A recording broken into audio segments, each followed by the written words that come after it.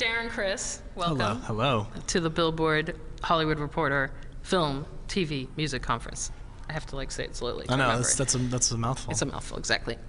You came out and surprised Alan Menken. That was really awesome. Can you tell me how that came to be? My roommate is a member of ASCAP, and he has his strings to pull, and I am a very vocal fan of Mr. Menken's and have been for my entire life. My entire musical background has been defined by, I'd say, a great deal of his work. And yeah, he was being honored tonight, and my roommate had a great idea, and it turned out that a friend of mine, Leia Salonga, who's been very involved with music that Alan has written, and it all seemed to fall right into place, and we played some music, and yeah, surprised him. You can't see me, he's off camera. But yeah, it was very, very, very special for me. I'm still reeling because the last time I played for Alan Menken, I didn't know he was going to be there, and I was in a cafe in Ann Arbor, Michigan, trying to pay my rent. Which he helped by giving you a $100 tip. He did, $100 tip. And any words of advice that have stuck with you since that night? Yeah, play Menken songs and hope that he comes into your place of your venue. Excellent, excellent. Okay, so I know it's cheesy to ask, what is your favorite?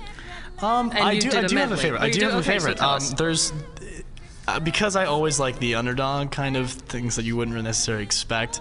I think the score for Hunchback is one of the most underrated scores ever written. It was a weird time for the movie, and Disney was in a weird place, but that score was nothing short of phenomenal. It's easily my favorite score. And Disney really has made an impact on music. I mean, there is a Disney, musical canon, a library. Mm-hmm. Yeah, it's part of the American canon by now. I mean, those songs are, people will go to cabarets where people sing standards and sort of cabaret favorites, and all the songs from the Disney Renaissance are sort of part and parcel with that now, which is crazy considering that it was only 10 years ago. Excellent. So you appeared on the cover of Billboard. I did, apparently. Yeah. They caught me when I wasn't looking. Tell me how that was. I mean, because you don't even have an album out. I mean, I have several. You had singles. Well, it's a little more complicated than that.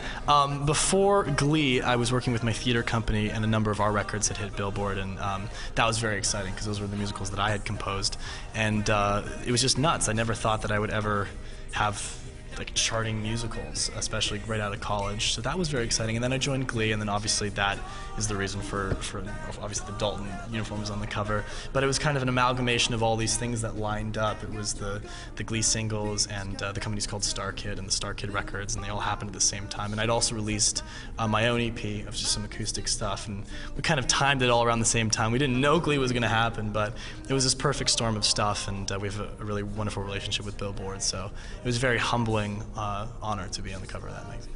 And everyone is dying to know, when will the proper Darren Criss solo album come out? I'm dying to know as well. I mean, I was on track to go the full musician path because, as a composer and a writer, you're kind of the master and commander of your own ship. As an actor, you're kind of at the whimsy of so many different authorities, and it's really tough because you have to be at the right place, right time, right look, all that.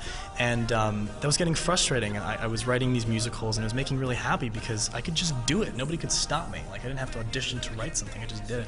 So having said that, I was going to throw in the acting towel and then and just pursue this album. But then as soon as the Glee came around, I kind of got really, really, really busy. And so the record that I would have made then would have been very different from the record that I would make now. The audience and sentiments have sort of changed, and I have a responsibility to kind of adhere to that. So that's my long-winded way of saying I don't know, and I would love to work on it very soon. But if anything's going to keep me from working on a solo album, I'm happy to say that it's Glee. I'll take it. That's fine.